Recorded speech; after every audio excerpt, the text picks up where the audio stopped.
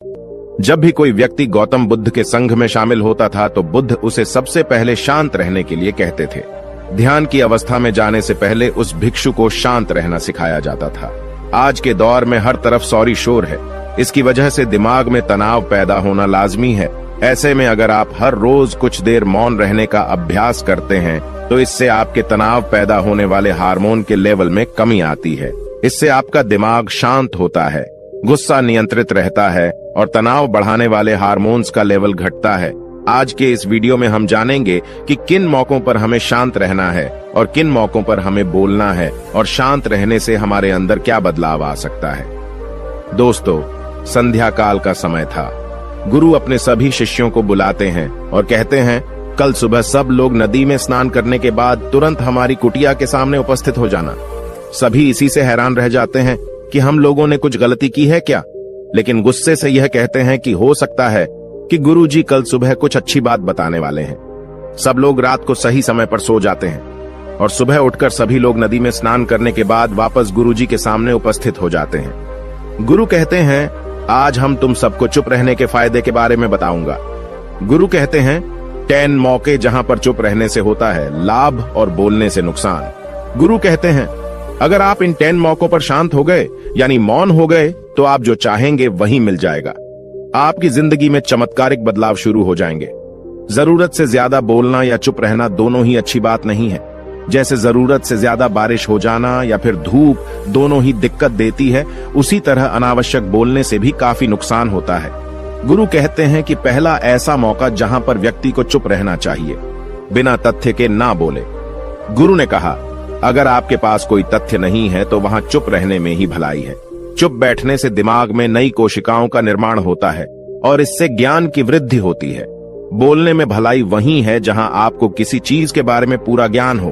अगर आप बिना तथ्य के कहीं बोलते हैं या फिर बेवजह बोलते हैं तो आपका वहां मजाक भी बन सकता है। अगर आपके पास पर्याप्त जानकारी नहीं है, ऐसी जगह पर बोलने से आपका मजाक तो बनी रहेगी, साथ ही साथ लोगों का भरोसा भी आपसे उठने लगेगा। इसलिए ऐसी जगह पर शांत रहो जहां तुम्हें पता ना हो कि क्या बोलना है क्या नहीं। कई बार कुछ लोग ऐसे होते हैं जो हर जगह अपनी उपस्थिति बताने लगते हैं। उन्हें पता नहीं होता है कि हमें क्या बोलना है, लेकिन फिर भी बोलते जाते हैं और फिर बाद में दूसरे लोग उनके जाने के बाद उनका मजाक उड़ाते हैं। जब तक आपको उस तथ्य के बारे में अच्छा ज्ञान नहीं है, उसके बारे में पता नहीं है, तो वहां चुप रहना ही ज्यादा समझदारी है। गुरु ने कहा, दूसरा ऐसा मौका जहां पर व्यक्ति को चुप रहना चाहिए।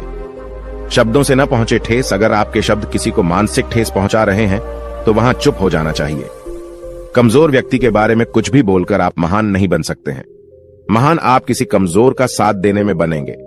कई बार होता है कुछ लोग अपने से छोटे व्यक्ति को भला बुरा कहते रहते हैं। सामने वाला इंसान तो कद से आपसे छोटा है, वह आपको कुछ नहीं बोलेगा, लेकिन आप उसकी नजरों में गिरते चले जाएंगे। हो सकता है कि कल वह भी आपसे पद में बड़ा हो जाए। पद में आपसे जब वह बड़ा हो जाएगा तो आज जो रवैया आपका उसके साथ है, आने वाले समय में वह भी आपके साथ वही करेगा। आप किसी को नीचा दिखाकर बड़ा नहीं बन सकते हैं। बड़ा बनना है तो अपने से छोटे लोगों का इज्जत भी करना सीखें और साथ ही साथ बड़े लोगों का भी सम्मान करना चाहिए। लोगों को लगता है कि अगर वह अकड़कर बोलेंगे और सामने वाले को नीचा गिराने की कोशिश करेंगे तो वह बड़े बन जाएंगे, तो यह उन सब की भूल है। बड़े होने की बजाय आप उनकी नजरों में गिरते चले जाएंगे। गुरु ने आगे कहा, इसलिए शिष्यों, तुम सब जब भी बोलना आदर भाव से बोलना ताकि तुम्हारी बात लोगों को अच्छी लगे। बोलने में भाई बहन, माता पिता, मित्र इत्यादि संबोधन शब्दों का इस्तेमाल जरूर करना। इससे तुम्हारी मान प्रतिष्ठा तो बढ़ेगी ही, साथ ही साथ लोगों की नजरों में तुम समझदार व्यक्ति बनते जाओगे। गुरु ने आगे कहा, तीसरा मौका जहां पर व्यक्ति को चुप रहने में ही भलाई है। क्रोध या घृणा करने वाले लोग, जब कोई अपना या सगा संबंधी आप पर क्रोध कर रहा हो, आपका अपमान कर रहा हो, तो आपको उस वक्त चुप रहना चाहिए ताकि सामने वाले का गुब्बारा पूरी तरह से फट जाए। आप यदि सही हैं तो उसे कतई माफीनामा गए और चुप रहकर ही सही समय का इंतजार करें। वह खुद आपसे माफी मांग लेगा जब उसे अपनी गलती का एहसास हो जाएगा। गुरु आगे कहते हैं कि अगर आपका कोई सगा संबंधी आप पर क्रोध कर रहा हो और आप उस समय शांत हैं, तो यह आदर सम्मान देने की निशानी होती है। इससे न कोई छोटा होता है और न ही बड़ा। अगर आपको क्रोध आ रहा है तो आप या तो वहां से किसी का अनादर किए बिना चले जाएं या फिर चुप रहें। क्रोध करने से आपके रिश्ते खराब होंगे। क्रोध करने से हमेशा क्रोध करने वाले व्यक्ति का ही बुरा होता है। गुरु आगे कहते हैं कि एक बार की बात है, एक सांप जंगल से भागते हुए किसी राजा के घर में पहुंच गया। लोगों ने छेड़खानी की तो वह बहुत ही गुस्सा हो गया, जिससे घर में जो तलवार पड़ी हुई थी उसी को लपेटकर कसने लगा और धीरे धीरे उसका पूरा शरीर कट गया। ठीक उसी प्रकार हमारा गुस्सा भी हमारे शरीर को तलवार की भांति काटता रहता है। गुस्सा ध्यान से खत्म होता है प्रतिदिन। अगर आप ध्यान की मुद्रा में बैठे हैं तो आपका गुस्सा आपके नियंत्रण में रहेगा। गुरु आगे कहते हैं कि यह तरीका है कि आप प्रतिदिन ध्यान का अभ्यास करें। इससे आपके शरीर में जो हार्मोन्स गुस्से को बढ़ावा देते हैं वह सब तुम्हारे नियंत्रण में रहेंगे, जिससे शरीर गुस्से पर आसानी तुम्हारा से काबू पा लेगा। लेकिन एक तरीका यह भी है कि जब भी आपको गुस्सा आए तो आप यह समझने का प्रयास करो कि क्या मेरा गुस्सा जायज है या नहीं। हमें वहां पर बोलना चाहिए कि नहीं। जब आप खुद इस बात का आकलन लगा पाएंगे तो आपको खुद पता चल जाएगा कि हमें गुस्सा करना चाहिए या नहीं।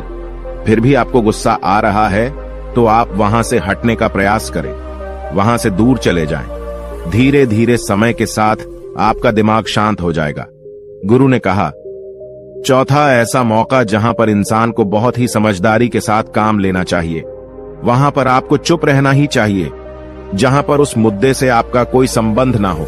अगर आपका किसी मुद्दे से कोई संबंध ना हो तो वहां आपका चुप रहना बनता है। बिना किसी वजह अगर आप दूसरे के मुद्दे पर बोलेंगे तो यह आपके लिए अनिष्टकारी होगा। इसमें केवल और केवल आपका ही नुकसान है। जल्द ही आप किसी दो लोगों के बीच हो रहे विवाद में जल्दी अपनी टांग न डालें। अगर सामने वाला आपको बुला रहा है अपना झगड़ा शांत करवाने के लिए तो ही आप वहां पर जाएं। किसी की व्यक्तिगत जिंदगी में दखल अंदाजी नहीं देनी चाहिए जब तक कि वह व्यक्ति आपको नहीं बुलाता है। अपने झगड़े को शांत करवाने के लिए कुछ लोग फालतू में दूसरे के विवाद में कूद पड़ते हैं। इससे उनके मान सम्मान मर्यादा पर लोग उंगली उठाने लगते हैं। गुरु कहते हैं कि 10 मौकों में 5वां ऐसा मौका जहां पर व्यक्ति को बहुत ही समझदारी के साथ चुप रहना चाहिए। आपके शब्दों से किसी मित्र को हानि न पहुंचे। अगर आपके शब्द सामने वाले के परिवार या मित्रों की प्रतिष्ठा के बारे में बुरी झलक दिखा रहे हैं तो आपको चुप रहना चाहिए। किसी के परिवार या फिर मित्र के बारे में बुरा बोलने से केवल आप ही बुरे बनेंगे। जो चीज आसानी से खत्म की जा सकती है उसे अपने शब्दों से बड़ा न करें। बिना चिल्लाए बात करने का प्रयास करते रहना चाहिए। अगर आप बिना चिल्लाए कोई बात नहीं कह सकते तो आपका चुप रहने में ही भलाई है।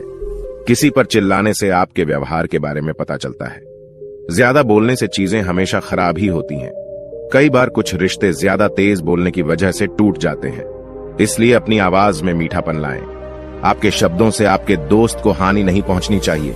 कभी कभी दोस्तों के जब हम मजाक हैं तो रहे कि आपके शब्दों से किसी का अनादर ना हो। मजाक को भी हमेशा शब्दों के मायने में ही रखें। जहां किसी को शब्दों से चोट लगे वहां चुप हो जाएं। ज्यादा बोलने से हमेशा नुकसान ही होता है। किसी और की प्रतिष्ठा को अपने शब्दों के माध्यम से उसे हानि नहीं पहुंचानी चाहिए। यदि आपके शब्दों से किसी और की प्रतिष्ठा को ठेस पहुंच रही है तो वहां आपको चुप हो जाना चाहिए। जब कोई व्यक्ति आपके सामने नहीं है तो आप उस व्यक्ति के बारे में बुरे शब्द किसी तीसरे व्यक्ति के सामने न बोलें। गुरु कहते हैं, छठा मौका जहां पर व्यक्ति को चुप रहना चाहिए, जब कोई कर रहा हो किसी की बुराई।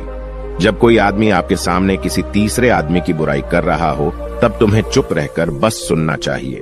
अपनी राय व्यक्त नहीं करना चाहिए, क्योंकि जो आज आपके सामने किसी तीसरे की बुराई कर रहा है वह कल किसी और के सामने आपकी बुराई भी कर सकता है। यदि आपने कुछ कहा है तो नीति शास्त्र के अनुसार जो अपने मुंह को बंद रखता है और बुद्धि से काम करता है वही इंसान समझदार होता है। बिना जरूरत के बोलना, किसी के बारे में किसी के बीच में बोलना यह गलत बात है। कभी कभी हमारे लिए बुद्धिमानी इसी में होती है कि हमें अपना मुंह ऐसी जगह पर नहीं खोलना चाहिए। गुरु आगे कहते हैं कि 10 मौकों में 7वां ऐसा मौका जहां पर व्यक्ति को चुप रहना चाहिए, जब कोई नहीं समझे आपकी भावना। यदि आपको लग रहा है कि कोई व्यक्ति आपकी भावना, दुख या परेशानी को शब्दों में नहीं समझ रहा है, यदि आपको लग रहा है कि सामने वाला व्यक्ति आपकी भावना या दुख को या आपकी जो परेशानी है उसको वह समझ नहीं पा रहा है या समझने का प्रयास ही नहीं कर रहा है या वह आपको ध्यान से सुन ही नहीं पा रहा है, तो ऐसे व्यक्ति के सामने आप चुप ही रहें। क्योंकि ऐसे लोगों को आपकी भावना या दुख से कोई मतलब नहीं होता है। ऐसे लोगों को अपना राज बताकर आप पछताएंगे ही बाद में। इसलिए हर किसी को अपने मन की बात नहीं बतानी चाहिए। अगर आपको लग रहा है कि सामने वाला आपकी बात को नहीं समझ पा रहा है, आपकी भावनाओं को नहीं समझ पा रहा है, तो वहां पर आपको नहीं बोलना चाहिए, क्योंकि आज में आपका मजाक ही बन जाएगा जब आपको लगने लगे कि सामने वाला आपकी भावनाओं को ठीक तरीके से समझ रहा है, आप जो कह रहे हैं वह ठीक से सुन रहा है, तभी आप उसे अपनी बात कहें। गुरु कहते हैं कि 8वां मौका जहां पर आपको चुप रहना चाहिए, जब कोई इंसान अपना दुख व्यक्त करे। यदि कोई इंसान अपने दुख या परेशानी को आपको बता रहा है, तो इसका मतलब यह है कि वह आपको अपना समझ रहा है। ऐसे में तुरंत ही उसे समाधान बताने के बजाय चुप रहकर उसके दुख या समस्या को सुने। उसके दुख या समस्या को किसी और को न बताएं। वह इसलिए नहीं बता रहा है कि उसकी समस्याओं का समाधान कर देंगे, बल्कि वह इसलिए भी बता रहा है कि सामने वाला उसकी बात को समझ रहा है। कई बार बताने से दुख कम हो जाते हैं। आपको अपना दुख इसलिए बता रहा होगा कि उसे लग रहा है कि आप उसकी बात को समझ रहे हैं। दुख बांटने से कम हो जाता है। इसलिए जब कोई व्यक्ति अपना दुख आपसे व्यक्त करे, तो आप चुप मारकर उसकी बात को बहुत ही ध्यान से सुनें, ताकि उसके दुख कम हो जाएं। उसके मन का बोझ हल्का हो जाए, क्योंकि उसके मन में जो भी बातें थीं, वह आपको सब बता दिया। गुरु आगे कहते हैं कि 10 जगहों में 9 ही ऐसी जगह जहां पर आपको चुप रहना चाहिए। जहां पर दुष्ट प्रकृति के लोग रह रहे हों और गाली गलौज कर रहे हों, तो आप वहां पर मत जाइए। ऐसी जगहों से आप चुपचाप निकल जाएं, अर्थात अपनी प्रतिक्रिया दिए बिना आप वहां से चले जाएं, क्योंकि जिसकी जुबान खराब होती है, जो दुष्ट प्रकृति के लोग होते हैं, उनको आप ऐसे समय में नहीं समझा सकते हैं। जब उनका दिमाग पूरी तरह से शांत हो जाए, तभी वह आपकी बात सुनेंगे। इसलिए जहां पर दुष्ट प्रकृति के लोगों आपकी बात को न मानते हों और न ही सुनते हों, तो आपको वहां पर नहीं बोलना चाहिए। गुरु कहते हैं कि 10 माह ऐसा मौका जहां पर आपको शांत हो जाना चाहिए। अपनी सफलता का राज हर किसी को न बताएं। कई बार होता है कि कुछ लोग जो सफलता को बहुत ही जल्दी अर्जित कर लेते हैं, वे हर जगह अपनी सफलता का ढिंढोरा पीटने लगते हैं। ऐसे में क्या होता है कि कई लोग आपकी सफलता से खुश नहीं होते हैं। अगर आप अपनी सफलता का जबरदस्ती लोगों में ढिंढोरा पिटवा रहे हैं, तो लोगों की नकारात्मक ऊर्जा आपको प्रभावित कर सकती है। जब आप सफल होंगे, तो सबको पता चल जाएगा कि आप सफल हो गए हैं। ढिंढोरा पीटने से नुकसान आपका ही होगा। इतना कहकर गुरु ने कहा, शिष्यों, आज के लिए बस इतना ही। अगर तुम सब मेरी इन 10 बातों को अपने जीवन में अपना लेते हो, तो तुम सब काफी हद तक परेशानियों से बचे रहोगे। यहाँ से जाने के बाद मेरी यह बातें आपके जीवन किसी वरदान से कम साबित नहीं होंगी। दोस्तों, मुझे उम्मीद है इस वीडियो से आपको बहुत कुछ सीखने को मिला होगा। अगर आप नए हो तो हमसे जुड़ने के लिए इस चैनल को सब्सक्राइब करना मत भूलिएगा। ऐसे ही नई कहानी वीडियो देखने के लिए अरविंद बाबा ऑफिशियल चैनल को लाइक एंड सब्सक्राइब करें। धन्यवाद।